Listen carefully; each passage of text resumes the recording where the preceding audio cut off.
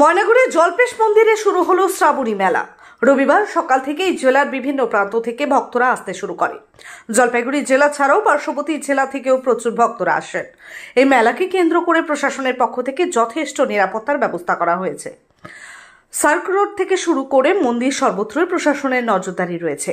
মন্দির কমিটির পক্ষ থেকেও সিসি ক্যামেরার ব্যবস্থা করা হয়েছে প্রচুর পরিমাণে।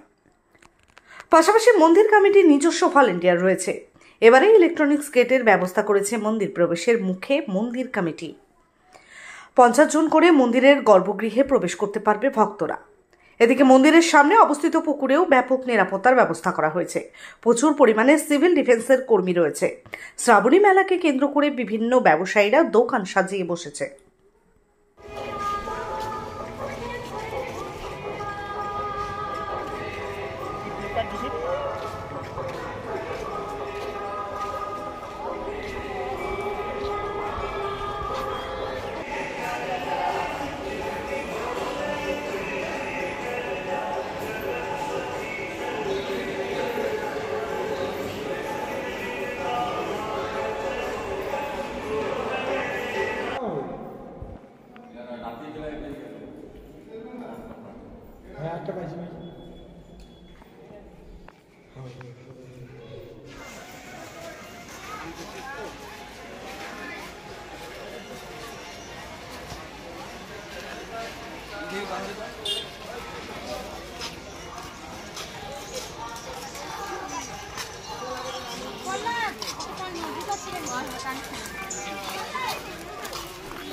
বললাম যে আপনার নাম এবং আপনারা কোথা থেকে আসছেন? আমার নাম প্রশান্ত কর্মকার, বাড়ি এখানে ময়নাগুড়ি টেকাটুলিতে।